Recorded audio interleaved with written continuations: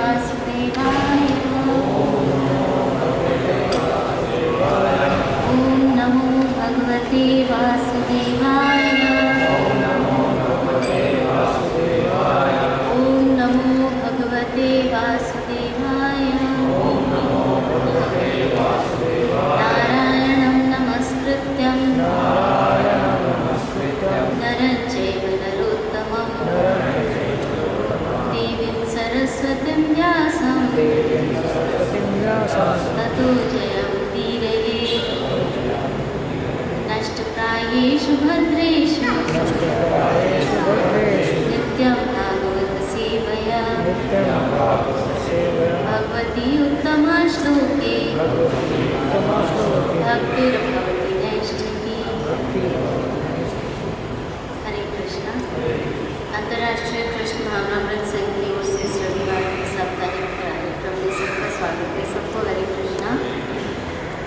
हम लोग 9वें अध्याय पर चर्चा कर रहे थे और आज जो 2 श्लोक लेने वाले हैं वो बिल्कुल भगवान की जो गोवर्धन लीला जो कि पिछले मंडे को थी और आज शाम को हम लोग श्री जी टावर्स के टेरेस पे सेलिब्रेट करने वाले हैं। एकदम वो जो लीला है भगवान की, ये 2 श्लोक को 100% जैसे उन्हीं के लिए भगवान ने लीला करके समझाने के लिए, it was just a coincidence. तो आज ये दोनों श्लोक, श्लोक नंबर 23 और श्लोक नंबर 24, जो कि पहले के जो पुराने हम लोग ने श्लोक करे, श्लोक नंबर 15, 16, 17, 18, 19 सारे श्लोकों को एक कंबाइंड उसमें एक तो समझा रहे हैं। अपार्ट फ्रॉम दैट भगवान जो हम लोगों को बार बार कह रहे हैं उसको सारांश में कह रहे हैं और फिर जो आज हम गोवर्धन लीला के बारे में थोड़ा चर्चा करेंगे उससे वो एकदम पुष्ट हो जाती है बात दोनों श्लोकों की। तो बहुत ही सुंदर है ये श्लोक। इस प्रकार है, मैं दोनों ही श्लोक 23, 9, 13 और 9, 23 और 24 दोनों ही इकट्ठे पढ़ रही हूँ। श्लोक इस प्रकार है। ये अपि अन्य देवता भक्ता यजन्ति श्रद्धया अनन्विता ते अपि माम् एव कौन्तेय यजन्ति अविधिपूर्वकम्। और श्लोक नंबर 24 है। अहम ही सर्वज्ञाना भोक्ता च प्रभुरेव च न तु माम् अभिजानन्ति तत्त्वनाशेऽन्त्यवृत्ति ते।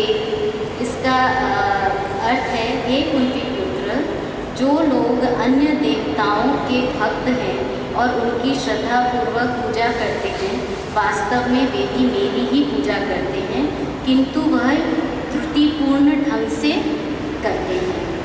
और 24 श्लोक का अर्थ है, मैं ही समस्त यज्ञों का एकमात्र भोक्ता तथा स्वामी हूँ, अतः जो लोग मेरे वास्तविक दिव्य स्वभाव को नहीं पहचान पाते वे नीचे गिर जाते हैं। श्लोक नंबर 23 का तात्पर्य पढ़ती हूँ मैं। श्री कृष्ण का कथन है, जो लोग अन्य देवताओं की पूजा में लगे रहते हैं वे अधिक बुद्धिमान नहीं होते, यद्यपि ऐसा पूजा अप्रत्यक्षतः मेरी ही पूजा है।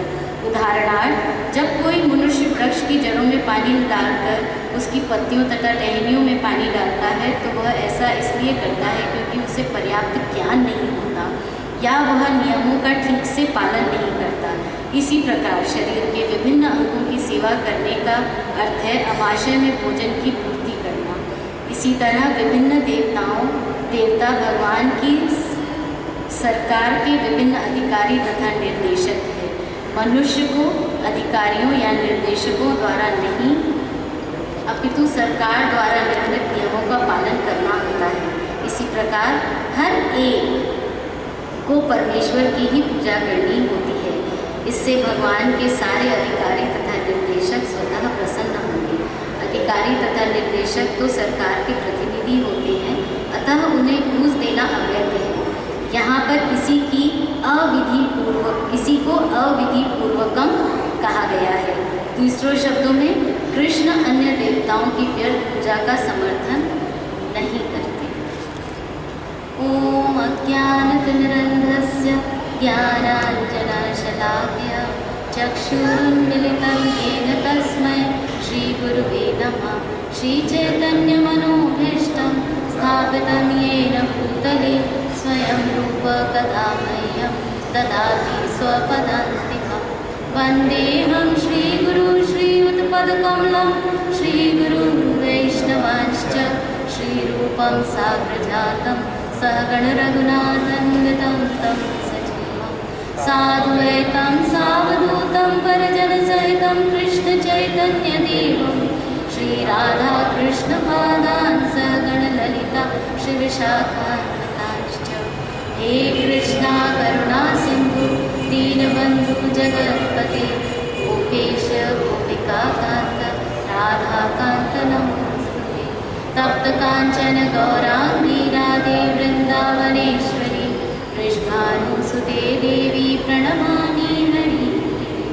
वाञ्छाकल्पतरुर्भयश्च कृपासिन्धुभ्यैव च पतितानां पावनेभ्यो वैष्णवेभ्यो नमो नमः। जय श्री कृष्ण चैतन्य प्रभु नित्यानंद श्री अद्वैत गदाधर शिवासादि गौरभक्तवृंद। हरे कृष्णा कृष्ण कृष्ण हरे हरे हरे राम राम राम हरे हरे। हरे कृष्णा कृष्ण कृष्ण हरे हरे हरे राम राम राम हरे हरे। हरे कृष्णा कृष्ण कृष्ण हरे हरे हरे राम राम राम हरे हरे। नमो विष्णुपादाय कृष्णपृष्ठाय भूतले श्रीमते भक्तिवेदांत स्वामिने नामिने। नमस्ते सरस्वती देवे गौरवाणी प्रचारिणे निर्विशेष शून्यवादी पाश्चात्यदेशतारिणे। हरे कृष्ण। तो ये दोनों श्लोक जो भगवान ने गोवर्धन लीला करी थी उससे एकदम पुष्ट होते हैं। गोवर्धन लीला क्यों हुई थी इसके बारे में, ये लीला के बारे में हम लोग सबने बहुत बार सुना है कि एक बार जो है नंद महाराज कुछ यज्ञ की तैयारी कर रहे थे। तो भगवान छोटे से 7 साल के बताया है इसमें कि छोटे से 7 साल के भगवान उनको तैयारी करते हुए, क्योंकि बहुत भव्य रूप से तैयारी हो रही थी, बहुत ज़्यादा सामग्रियाँ इकट्ठी हो रही थी लिटरली, क्योंकि नंद महाराज गांव के मुखिया थे तो सब लोग उनके साथ उस तैयारी में लगे हुए थे कि यज्ञ की इंद्र को प्रसन्न करने के लिए यज्ञ की तैयारी चल रही थी। अब भगवान तो भगवान है, भगवान को ऐसे तो मालूम था कि किस लिए ये सब पैराफर्नेलिया फैलाया जा रहा है, लेकिन फिर भी क्योंकि भगवान तो लीला करते हैं ना, तो भगवान वहाँ पहुँचते हैं नंद बाबा के पास और ये सब देखकर उनसे कहते हैं कि बाबा आप ये क्या कर रहे हैं, ये किस चीज़ का आयोजन कर रहे हैं।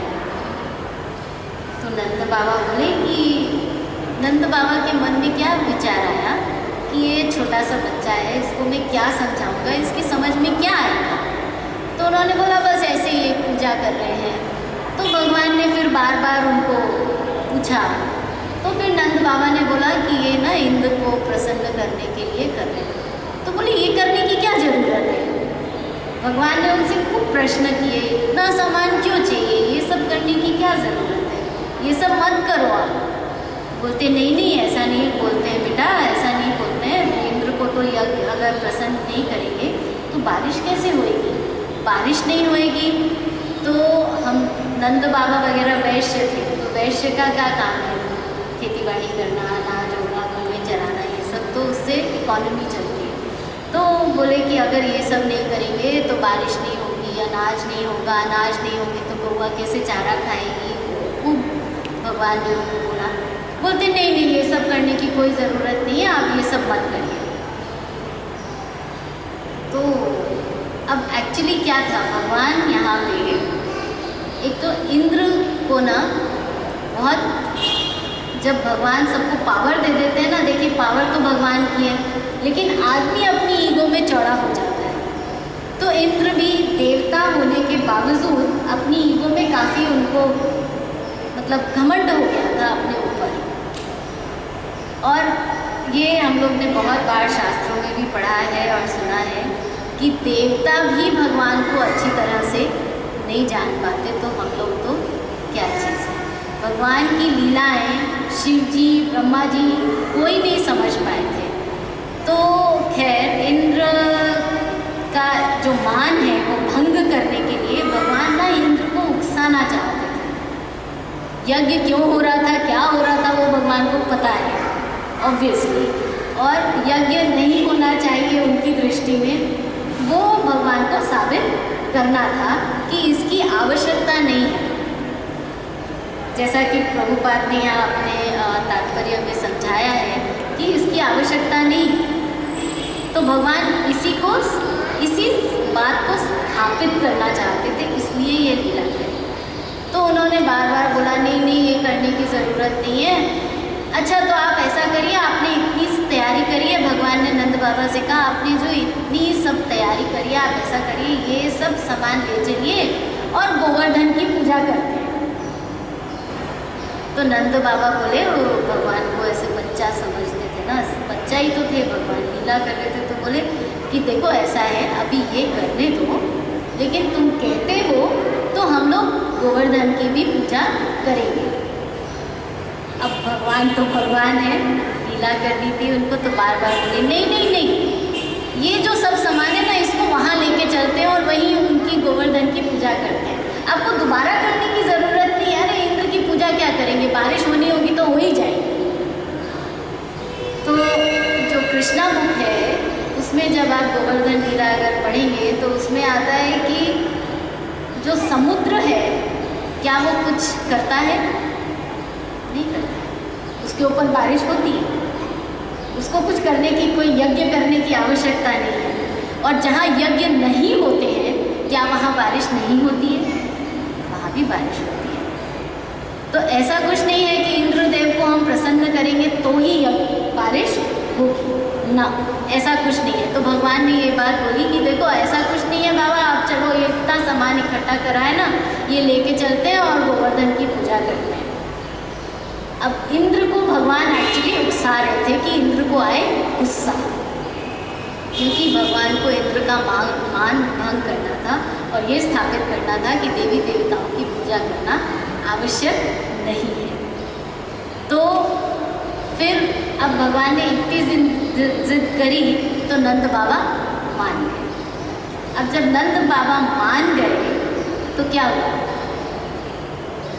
इंद्र को गुस्सा आया। संवर्तक वो जो बादल होते हैं सबसे घोर, अभी उत्तराखंड में क्या हुआ, कितना तहस नहस हो गया सब कुछ, तो आप समझिए उससे भी कुछ कई गुना ज़्यादा हुआ और इतनी बारिश हुई। तो भगवान ने क्या किया, सबको बुलाया, सबको प्रोटेक्शन दी। अब यहाँ पे क्या स्थापित होता है कि जब भगवान ये कह रहे हैं कि मैं ही तुम्हारा संरक्षण करूँगा, तो भगवान फिर करते हैं। देखिए इंद्र की पूजा नहीं करने दी, इंद्र रुष्ट हुए, इंद्र ने बारिश करी, तो रक्षा किसने करी, रक्षा तो भगवान ने ही करी ना।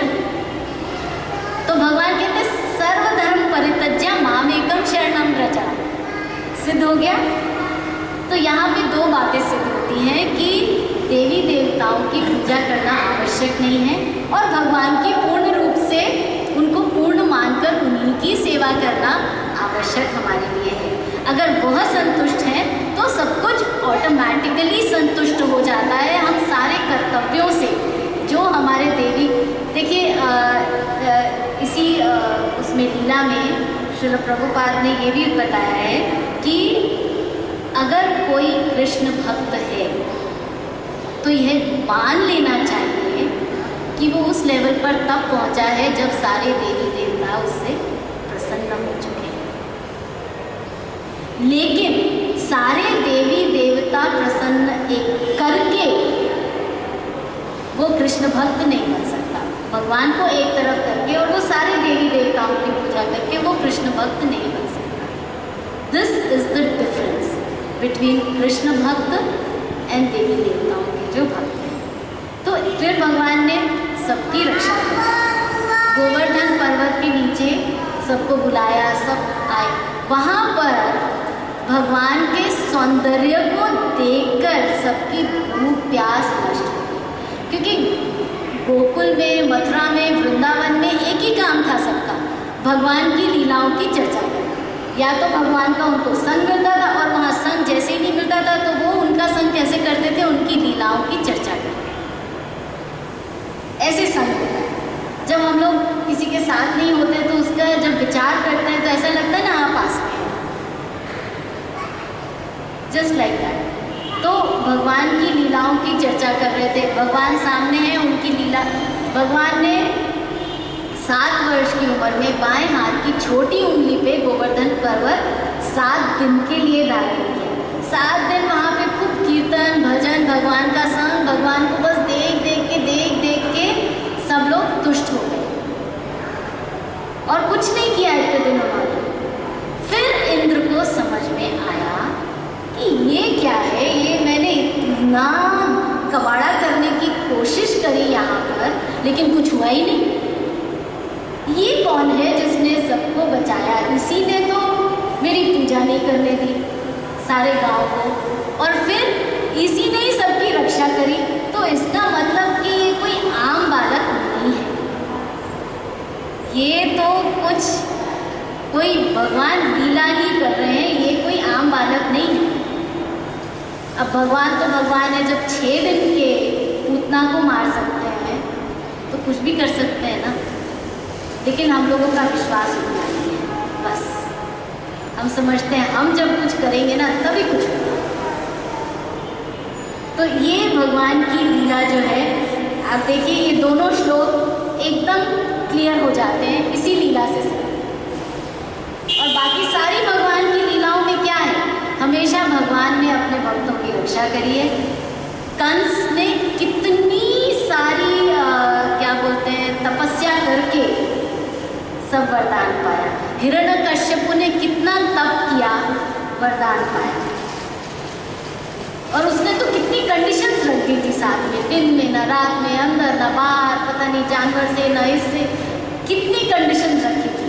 ब्रह्मा जी सब मान गए, लेकिन हुआ क्या? अंत तो हुआ।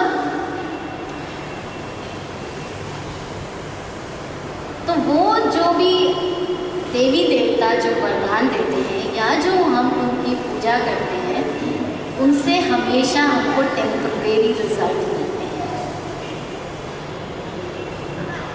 टेम्परेरी रिजल्ट के लिए इतना आडंबर करने की कोई आवश्यकता नहीं, इतना सब कुछ करने की कोई आवश्यकता नहीं है। भगवान ये बार बार कह रहे हैं कि अविधि पूर्वक पूजा तो मेरी ही करते हैं। ब्रह्म संहिता में श्लोक है, गोलोक नाम्नि निज धाम्नि तले च तस्य देवी महेश हरिधाम सुतेषु तेषु ते ते प्रभाव निश्चया विहिताश्च येन गोविंदमादि पुरुषम तमहम भजामि। ते गोलोक नाम्नि निज धाम्नि तले च तस्य, गोलोक सबसे ऊपर है, भगवान का जो धाम है वो सबसे ऊपर है। देवी महेश हरिधामसु तेषु तेषु, नारायण, देवी, महेश, उनके जो सब धाम हैं वो सब नीचे नीचे हैं, गोलोक से नीचे। और सबसे ऊपर कौन होता है? जो सब अपना पावर चलाता है, जिसकी पावर सब में है। देवी महेश हरिधाम तेषु तेषु ते ते प्रभाव निचया विहिताश्च येन, भगवान की शक्ति से के द्वारा इन लोगों को, देवी महेश हरि सबको शक्ति मिलती है, और फिर वो अपने कार्यों को कार्यान्वित करते हैं। अगर भगवान देवी देवता से भी अपनी शक्ति छीन लें तो उनके भी बस की कुछ नहीं। तो इसीलिए ये जो 9वां अध्याय है इसको किंग कहा गया है, KAING। इसका अगले सप्ताह बहुत सुंदर, मेरे को बॉम्बे से किसी ने, जो वहाँ पे भागवत गीता की क्लासेस होती हैं,